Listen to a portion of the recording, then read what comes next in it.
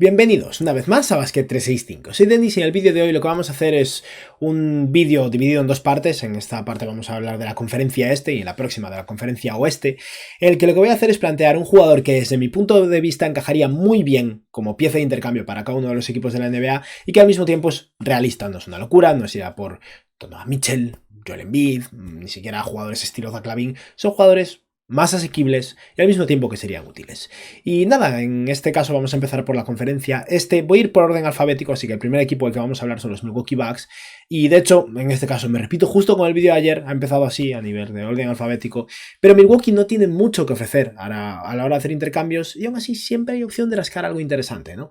Y bueno, antes de nada, por supuesto, si estáis aquí, dadle like al vídeo, suscribiros, comentadme abajo qué os parecen estas ideas, y vamos a empezar entonces con mi primera propuesta de jugador que reforzaría muy bien a los Milwaukee Bucks en Dennis Smith Jr. Dennis Smith Jr. cobra la mínima al veterano en los Brooklyn Nets, finaliza contrato este verano y es un muy buen jugador para los Nets y realmente les ayuda. Es un muy buen defensor, ha revivido su carrera totalmente desde que consiguió volver a tener una oportunidad la temporada pasada en los Hornets y los Bucks no tienen mucho que ofrecer por jugadores más potentes, pero la segunda ronda que controlan este año de Portland y un jugador cobrando la mínima o tal vez un jugador como AJ Green, que bueno, es un proyecto joven relativamente interesante como mínimo, creo que debería ser suficiente. Y eso, si no puedes conseguir a Alex Caruso o nadie en esa línea, pues la opción barata y asequible que creo que es realista para los Nets es Dennis Smith Jr. Pasamos ahora a hablar de los Chicago Bulls y aquí voy a plantear un jugador que creo que es probablemente el jugador joven que más posibilidades, o el jugador más potente de entre los jugadores jóvenes que más posibilidades tiene de estar en el mercado.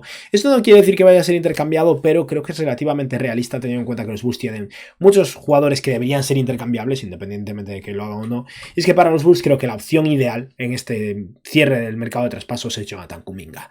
Esto podría ser viable moviendo a Alex Caruso a los Warriors o tal vez incluso como parte de un intercambio de DeMar DeRozan tal vez, o Zach LaVine, que me sorprendería mucho más. Y eso, todo dependerá de que rumbo tome los Golden State Warriors. Justo hice un vídeo sobre ellos hace un par de días. No sé si van a decidirse a mover a Kuminga o no, pero desde luego si lo mueven, Chicago es un equipo donde tendría muchas posibilidades de brillar. Es muy joven, va a tener oportunidades de desarrollarse. Es un equipo que necesita desesperadamente un jugador con potencial de estrella. Tal vez Kobe White, ojo con él que está jugando muy bien, pero Kuminga tiene un techo diferente, aunque no sepamos lo que pueda hacer.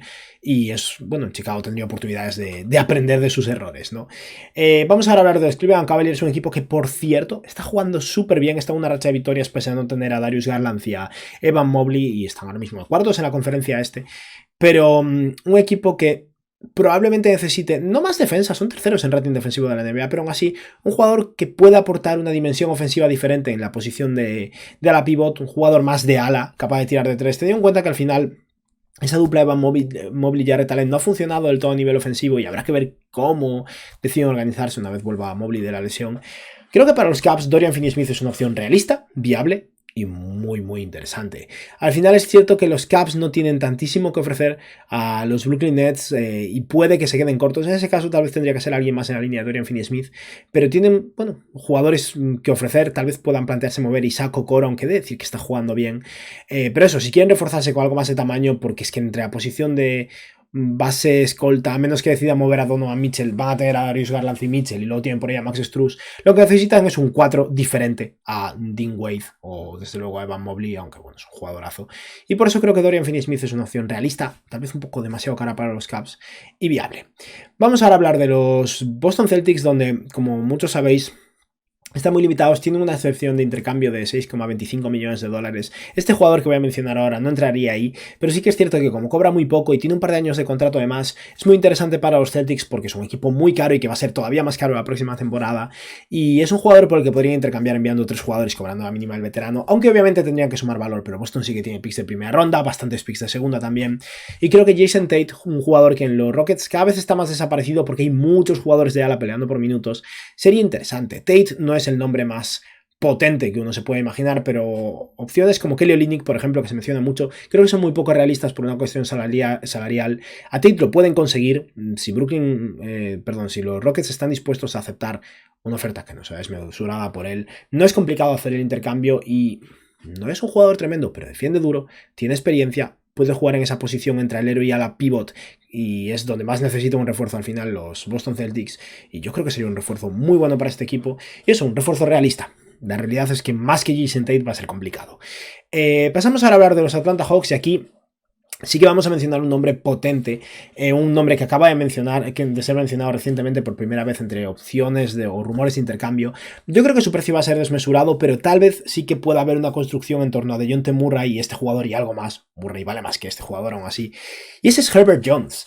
Al final lo que más necesitan los Atlanta Hawks es defensa, y defensa en el ala, porque en la posición de pívot entre Capela y Okongwu están más o menos cubiertos. De ala pívot tienen a Jalen Johnson, que es un jugador muy prometedor, y Herbert Jones es ideal en ese aspecto. Lo ideal sería que fuera un mejor triplista, es verdad, pero es un defensor increíble en el perímetro, un jugador que complementaría de maravilla a Trae Young y podría cubrir sus carencias. Básicamente podría defender por dos, que es lo que necesitan los Atlanta Hawks, y un jugador que además cumple una de las principales necesidades de este equipo, que es barato. Tiene 4 años de contrato, un precio adecuado, cobra unos 12, 13, 14 millones de dólares por año en los próximos años, se lo pueden permitir, les aporta muchísima defensa, es un muy buen jugador y no va a ser barato, como decía, pero eso, algo en torno a DeJounte Murray yendo a los Pelicans y Herbert Jones y algo más llegando a Atlanta podría ser interesante y bueno, creo que es la mejor opción para este equipo que podría estar disponible en este cierre de mercado de intercambios. Vamos ahora a hablar de los Miami Heat, y en este equipo se rumorean bastantes nombres. Uno de ellos de hecho sería DeJounte Murray, pero me estoy intentando limitar a la hora de repetir jugadores. De hecho, en la conferencia no va a haber ningún jugador repetido. Cuando llegue al oeste voy a tener que repetir jugadores seguro. Pero para los Miami Heat, un jugador que tiene sentido, que se está rumoreando, que debería estar en el mercado de intercambios y que ayudaría muchísimo a ese equipo, es Terry Rozier. Rozier es un jugador limitado a nivel defensivo, aunque trabaje duro, pero en Miami hacen funcionar a quien sea en ese aspecto, y a nivel ofensivo les aportaría algo que realmente necesitan, que son puntos, tiro y creación en el perímetro. Aparte de Tyler Herro y Jimmy Butler están limitados. Es verdad que Jaime Hackett lo está haciendo súper bien para ser un novato, pero Rozier en el perímetro sería un jugador que les ayudaría muchísimo, y básicamente tendrían que pagarle a los Hornets, contrato de Kyle Lowry por hacer cuadrar el salario, por ofrecer libertad salarial a los Hornets y algo de valor extra, y eso, creo que Rozier es un jugador que ayudaría muchísimo a Miami y realmente encajaría, y seguro, una vez más, que si llega a Miami va a ser mucho mejor de lo que ha sido nunca su carrera, porque es lo que pasa cuando un jugador pasa a ser entrenado por Eric Spoelstra. Seguimos ahora con los Charlotte Hornets, precisamente los cruzamos, y los Hornets han sido complicados, porque cuando llegas a esos equipos que están muy mal ahora mismo, a veces se puede hablar de candidatos a intercambios, pero muchas veces hay que hablar más de, bueno, de vender jugadores, ¿no? Y como estoy intentando proponer nombres en general, para los Hornets precisamente vamos a cruzarlo, y creo que lo mejor que pueden hacer es mover a Terry Rozier a Miami, probablemente, y por eso voy a mencionar entonces a Nikola Jovic. Nikola Jovic en sí mismo no es tan valioso para los Hornets, obviamente, pero al final estamos hablando de una construcción en torno a un intercambio de Terry Rozier a Miami, y el jugador más interesante que creo que podría llegar desde los Heat es Jovic, porque no es Jaime Hackett, eso estoy seguro de que no va a ocurrir. Seguimos ahora con los New York Knicks, un equipo donde todos sabemos más o menos lo que necesitan, ¿no? Y es que, de hecho, ahora que es posible que Mitchell Robinson vuelva durante la temporada y con Hartenstein jugando también, lo que necesitan es un sustituto para Emmanuel Quickley, alguien capaz de meter puntos desde el banquillo, y eso es Jordan Clarkson o un jugador como Bogdanovic, posiblemente de los Hawks, o el jugador que creo que es más viable por una combinación de precio adecuado, capacidad de producir, mucha capacidad de tirar de tres además, y un contrato que dura un año más, que para los Knicks es interesante, porque al final los Knicks quieren tener unos salarios como para hacer un intercambio por una estrella si se da la oportunidad, y ese jugador para mí es Malcolm Brogdon. Brogdon cobra unos 22 millones de dólares este año y el siguiente. Los Knicks pueden permitirse pagar esos 22 millones de dólares la próxima temporada, al mismo tiempo les da la flexibilidad de tener un jugador que es útil para ellos en el campo, pero que también es útil como pieza de intercambio, y que no es Evan Fournier, que al final solo es útil como pieza de intercambio. Y sí, tendrían que sacrificar algo por él, un pick de primera ronda probablemente, pero tiene varios picks no muy buenos. Brogdon tampoco va a ofrecer como retorno un pick potentísimo, porque es un jugador que tiene bastantes problemas de salud, pero sí, creo que es una opción realista para los Knicks, y vale, no es Donovan Mitchell, pero la realidad es que su intercambio potente ya ocurrió y fue OG Anunoby precisamente. Y vamos ahora a hablar de un equipo que precisamente está vinculado a uno de los equipos que ya ha hecho un intercambio potente esta temporada, y es que creo que los Orlando Magic necesitan desesperadamente triple en la posición de escolta, y no hay tantas opciones viables. Mencionaba cuando hice mi vídeo sobre los Golden State Warriors hace unos días a Klay Thompson, pero no creo que sea realista, porque no creo que los Warriors vayan a intercambiar a Klay Thompson, aunque creo que tendría mucho sentido por ambas partes. Otra opción podría ser Gary Trent Jr., pero es un triplista inconsistente, pero la opción que más me gusta para los Magic es un jugador que al final es uno de los mejores triplistas de la NBA y encaja perfectamente al lado de Jalen Sachs como escolta. Sí, tiene sus problemas defensivos, no es especialmente joven, pero al final no es tan mayor como para que sea un problema, y los Magic quieren ser competitivos, quieren entrar en playoffs y quieren un jugador que les aporte puntos ya, y ese es Buddy Hield. Y es cierto que Buddy Hield puede que no sea un jugador que los Pacers estén deseando intercambiar, porque claramente han hecho un intercambio por Siakam y quieren ser competitivos. Pero este verano le van a tener que pagar a Pascal Siakam. Buddy Hield también es agente libre. Lidiar con dos agencias libres, teniendo en cuenta que una, en el caso de la de Siakam, va a ser muy complicada y muy cara, aunque probablemente ya hayan negociado ese contrato, puede no ser ideal para los Pacers. Tienen muchos jugadores entre esas posiciones. Es verdad que a mover a Bruce Brown menos, pero con Andrew Nembhard, Benedict Mathurin, TJ McConnell en la posición de base, Aaron Nesmith, que juega más en el ala, pero a veces puede disputar minutos por ahí. Tienen a Ben Shepard, que bueno, es un novato, pero a largo plazo debería jugar por ahí también. Puede que Buddy Hield, a cambio de un retorno interesante, tenga sentido y habría que ver cuál sería la oferta, pero puede que los Magic estén dispuestos a mover el pick de Denver de 2025, que es un pick de primera ronda, lo cual ayuda a los Pacers a recuperar algo de munición, y jugadores como Gary Harris y alguna otra cosa más. Los Pacers empeoran un poquillo este año, pero se libran de esa agencia libre de Buddy Hield y recuperan un poco de munición, y los Magic consiguen un jugador que les ayuda a hacer un empujón básicamente por entrar en playoffs este año, y que al mismo tiempo podrían renovar y creo que les ayuda a largo plazo. Seguimos ahora con los Brooklyn Nets y este es el equipo para mí de John T. Murray. Lo mencionaba en mi vídeo de los Nets también de hace unos días. Por cierto, sé que llevamos ya un rato de grabación, pero ¿de qué equipo queréis que haga un vídeo en esa línea? He hecho uno sobre los Warriors, otro sobre los Nets. No quiero hacer un bombardeo de ideas de intercambio tampoco, pero hablar un poco de la situación del equipo, hacer un par de reflexiones y plantear algunos intercambios. No tengo claro de qué equipo hablar en el próximo vídeo, así que si me lo decís en los comentarios, genial. Pero eso, creo que para los Nets de John T. Murray tiene sentido. En general me parece que es un equipo que debería vender, pero no a lo bestia. Creo que Mikal Bridges, Cameron Johnson, Nick Claxton no se deberían ir a ningún lado, Cam Thomas probablemente tampoco. Y probablemente DeJounte Murray sea el base que más sentido tenga para los Nets a largo plazo. Tyus Jones podría ser una posibilidad, pero Murray es un mejor jugador y además ya está atado, ¿no? Y sí, puede ser un poco caro, pero me parece que es viable este intercambio y eso, me gustaría verlo en los Brooklyn Nets. Seguimos ahora con los Indiana Pacers y este ha sido el equipo más difícil de todos, básicamente porque si los Knicks ya han hecho su intercambio, creo que por lo menos tenían que hacer ese parche para recuperar la ausencia de Quickley. Los Pacers ya han hecho su intercambio por Pascal Siakam y no necesitan realmente nada más. En cierto modo, siempre puedes necesitar más cosas, ¿no?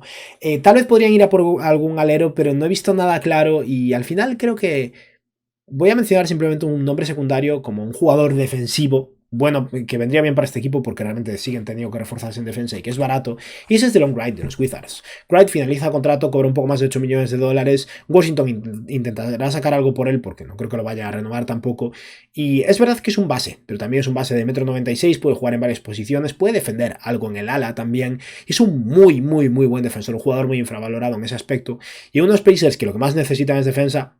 Si lo consigues barato, me parece una opción viable. Seguimos ahora con un equipo que tiene un objetivo claro y es tener flexibilidad salarial de cara al verano, pero que al mismo tiempo quiere reforzarse porque están compitiendo por un anillo, y esos son los Philadelphia 76ers, y para mí la opción más clara, ya la mencionaba hace unos días, es precisamente un jugador que intercambiaron hace poco los Pacers en Bruce Brown. Bruce Brown es un jugador ideal para los 76ers, tiene un año de contrato por delante que es opción del equipo, o sea que si lo quieren lo mantienen, si quieren la flexibilidad lo dejan ir, y encaja de maravilla como escolta al lado de Tyrese Maxey. Y Brown no va a ser barato, pero tampoco va a ser caro. Creo que al final los 76ers tienen suficiente flexibilidad como para ofrecer un pick de primera ronda y relleno salarial, que no es un problema al final. Con Marcus Morris y algo más, haces el intercambio con facilidad. Y eso, estamos hablando de un jugador que encaja demasiado bien en Filadelfia como para que esto no ocurra. Va a haber otros candidatos a conseguir a Bruce Brown, tal vez los Knicks, por ejemplo, pero creo que eso, que para los 76ers es ideal y es bastante realista. Ya casi para acabar, quedan 3 equipos. Vamos a hablar de otro equipo que me ha costado porque, si mirar el caso de los Hornets, están en el pozo, ¿no? Y cuando estás tan abajo es difícil determinar qué opciones puedes tener a la hora de intentar buscar un intercambio, ¿no? Y en este caso estamos hablando de los Detroit Pistons, pero los Pistons ya llevan años abajo, tienen a Cade Cunningham, quieren madurez, un poco de veteranía, experiencia, y tal vez no sea el jugador que sea el colmo de la madurez tampoco, y este año está jugando mal, pero precisamente por eso tal vez puedan comprar a la baja y puede que a largo plazo eso dé dividendos. Y mi idea era Andrew Wiggins. Al final Wiggins es un jugador que tiene varios años de contrato por delante. Si los Warriors no están convencidos con el rendimiento de Wiggins, porque este año está jugando francamente mal, y quieren salirse de su contrato antes de que esto envejezca mal, Wiggins es muy fácil de intercambiar a los Pistons, ya sea por Bogdanovich o por Alec Burks, Monte Morris y algo más.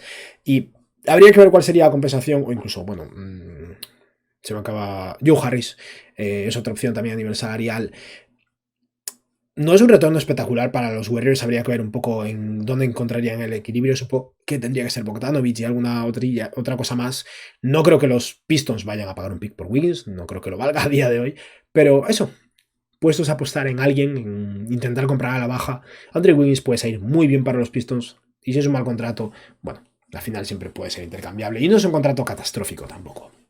Quedan dos nombres más, y en este caso sí que, lo siento, me he rendido. Aquí no hay opciones o jugadores que me parezcan objetivos para estos equipos. Estos equipos tienen que tener en mente una cosa solo, y son picks.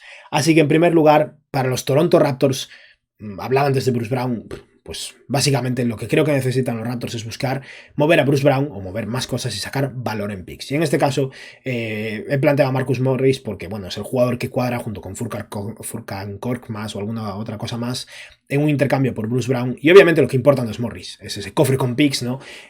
Está en plural, pero bueno, sería un pick de primera ronda y como mucho alguna cosilla extra, algún pick de segunda ronda.